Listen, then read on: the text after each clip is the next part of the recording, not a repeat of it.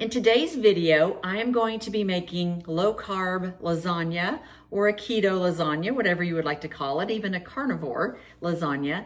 And I'm not going to be using your regular noodles, so that keeps it low carb. I'm going to be using something different. Maybe you've seen this, maybe you haven't, but it's been such a game changer for people that love lasagna and are trying to stay eating low carb, getting their weight off or just becoming healthier. They really have enjoyed this recipe. Now it's a very filling lasagna, so it doesn't take, I'm making a big pan of it right here, but you don't need very much, and it'll sort of last you several meals. So it's a great thing to do for birthdays. You wouldn't want to eat this all the time, especially if you're trying to lose weight. But anyway, I want to get on with the recipe and show you what I've done.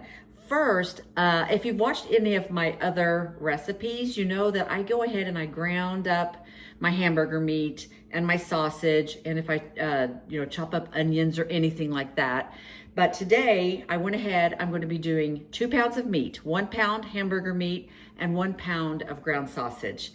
And I didn't have any onions because I used them yesterday, so I'm not even going to do onions. But you could do pretty much, this recipe is how you like to make your lasagna. And if you've never made lasagna before, you can always use this recipe. But I'm just going to show you how to make this, and you can do onion, you can do garlic, you can do any of those things that you normally would do with yours, but I am just today only adding salt to my ground beef and my ground sausage. So, and then we're just gonna get into this, and I'm gonna layer the pan. I'm gonna put the oven at 350 degrees, layer the pan, and we'll stick it in the oven, and I'll just show you how easy this is. So I have already ground the sausage, 1 pound of sausage, 1 pound of hamburger meat, and I'm going to I've already sprayed this I sprayed it with olive oil. You could use tallow, lard, butter, you could do anything you want to keep it from sticking. And this is my old Pampered Chef, my old pan here, so this should make quite a bit. And we're just gonna, and I just found out lasagna means layer, or layers. So that's all we're doing here, is we're just making some layers, and this is gonna be so good. Oh, and you're getting ready to see, you're gonna see what the noodles are, or what I use in place of this. So I'm gonna use this. Now you could use, oh, I just forgot something. So I will be using this sauce because it's lower in sugar, and it's just probably one of the best ones that's pre-made. You could always make your own.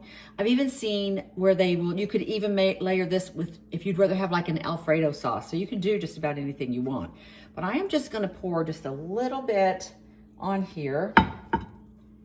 I'm not gonna use too much because I also want to be able for it to blend, get all this. Another thing I'm getting ready to add, I'm going to add ricotta cheese. And you can also use cottage cheese if you would rather. But I didn't have any cottage cheese, so I'm going to use ricotta cheese today. So it'll still be really, really good. Either one is good. So it just depends on what you'd rather have or what you have on hand. So I'm going to add this. Now this is the part that, I don't know, this is probably where cottage cheese would be easier. But, it's just the whole layering is all this is. So I'm just gonna try and do this very quickly. And like I said, cottage cheese possibly would be a little better because it would run, you could just smear it in a little bit better. So I'm just kind of doing the best here.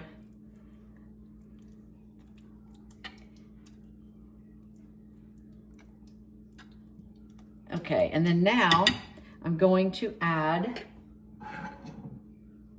I'm gonna add the Parmesan cheese now, and I've already shredded this. So you wanna shred it each time you can, because there's, fillers and everything inside of the, the bag that's already shredded. So you wanna be sure and do this.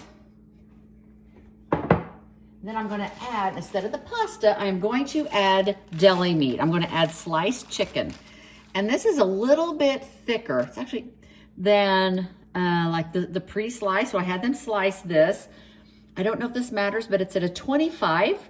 The stuff, what they had sliced, you know, in the counter, it was a 15. So I don't really know what that means, but I'm going to do this. And I don't even think it matters how you layer.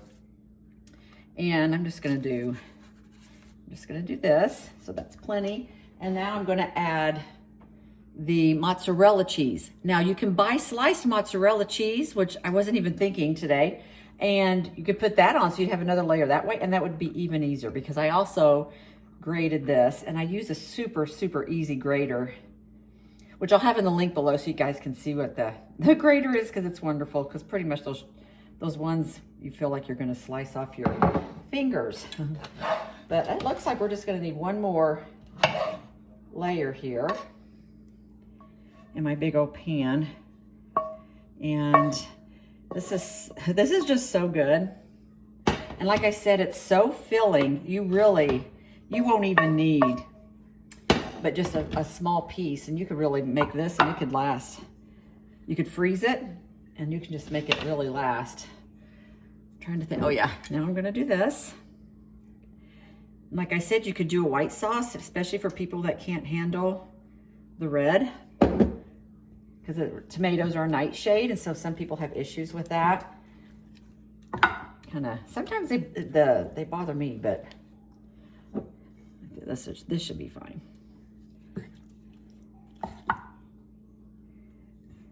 And then you could always add more.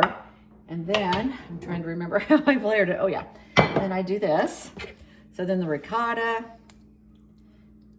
and it really just doesn't even matter.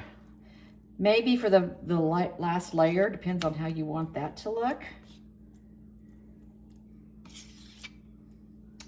Just try and get this. Like I said, this is very filling. But maybe for a special occasion. And it's also a great thing you could take, you know, to somebody's house if they've had a baby, or super easy and they can just heat it up. Okay, now I'm gonna do the Parmesan. I think I'm gonna do Parmesan, and then I'm gonna do the chicken, and then I'll do the top with cheese. So it's all melty and looks nice. And do the rest of the chicken.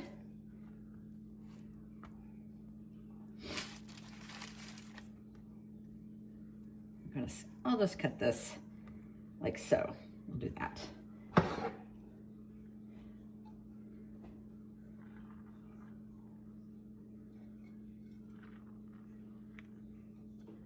So this is very cheesy. I'm just going to finish it off. Okay. Okay, and then I'm going to be putting this in the oven at 350. Put this in here at 350. I don't know, probably 25 or 30 minutes. I'll check on it and see how it's doing. And then I'll come back, and my camera's crooked. And then I'll come back and we will see what it looks like. Now, whenever it's done, whenever I feel like it's done, I'll let you know how much time was in here. Then I will let it set for at least 20 minutes because it needs to set. And I've made it before where it doesn't set and it's just all runny and oozy, which is still delicious. So whatever, however you want to do that.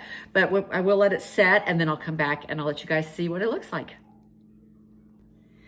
So it's done. I've taken it out of the oven. It's actually been out. I had something come up, but it's been out of the oven for about an hour, and I can actually pick it up. So I cut it, and it's runny. I wasn't expecting it to be quite so runny since I let it sit for so long. But I cut that piece out of it, so it doesn't matter.